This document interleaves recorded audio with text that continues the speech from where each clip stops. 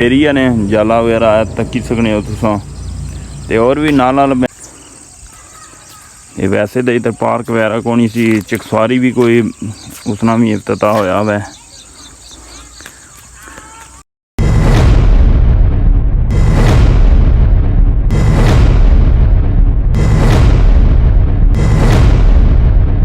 अस्सलाम वालेकुम, उम्मीद करना सारे वालों सो मैं शकील चौधरी तुसा मेरा फैमिली यूट्यूब चैनल तक गिरी हो शकील व्लॉग जनाब वाला अज new city Islamgarh small town इत्थे मौजूद हाँ। इत्थे मैं इस वास्ते आया सा, इत्थे पार्क बननी है पी ते मैं चलो इसने नज़र मारने ते व्लॉग बनाने ते आज जो मैं से नाल जेड़ी भी हुई डिटेल शेयर कर सा इंशाअल्लाह।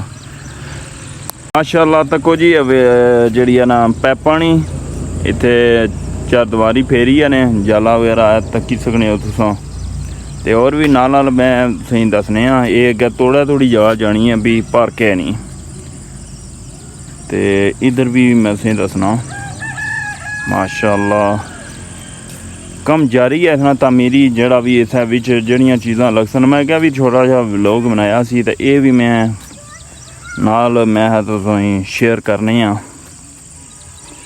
इस स्माल टाउन सिटी वास्ते बहुत ज़रूरी सी ये पार्क लोग तफरीगा वगैरह से अच्छने न। चलो इत्थे शाम ने टाइम तफरी करने ते ज़रा बंदे ना दिल भली जाना हुआ। ये वैसे तो इधर पार्क वगैरह कोनी सी चकसवारी भी कोई उसना भी इफ्तिताह होया हुआ है।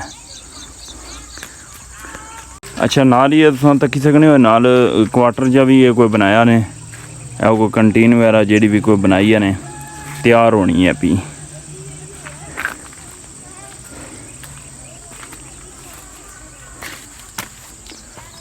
सॉरी ये वाशरूम है, उस तो बाद ये भी वाशरूम है।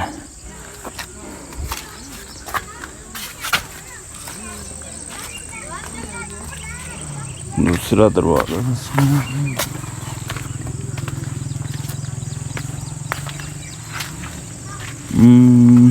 इस तरह डोर शोर कोई नहीं इधर तकन दियो। हाँ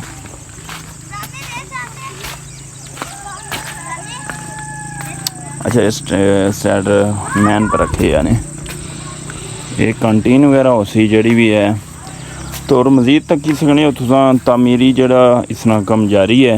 मैं है भाई ज़रूर इसना व्लॉग पहले भी एक कोई शेयर किया सी लेकिन उस टाइम कोई मटीरियल वगैरह सटे इसने इस वेख सकने हो सारा चार दीवारी तकरीबन सारा फिरी गया। इधर थोड़ा जहा जाला रहना हुआ फिर जो लेकिन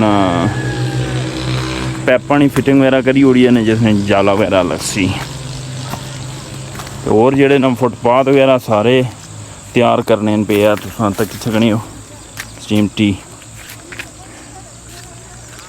तो और तुसां मज़ीद तक्की सकने हो। माशाअल्लाह ये ठेकेदार तालब साहब उन्होंने ठेका हुआ इस पार्क है ना तो जिला तैयार होएगी इंशाअल्लाह ताला ज़बरदस्त इत्थे लोगों का तफरी गाह उसी ज़रूर होनी भी चाहिए है क्योंकि इत्थों जाने अस जड़ी कास कोई महीने खंडा या 2 महीने बाद चक्कर लगना उधर क्योंकि दूरी नहीं वजह तू इत्थे चक्कर दूर नहीं लगी सकने।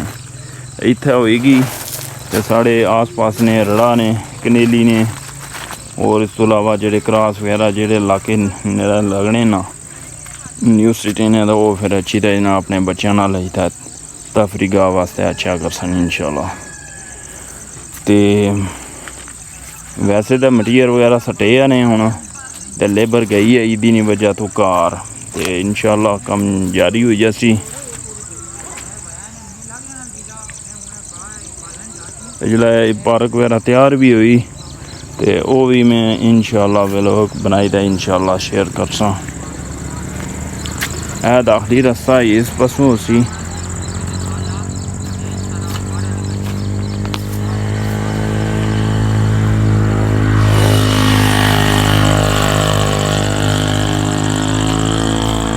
FE सैक्टर ने दरम्यान विच है पार्क बनना पिया।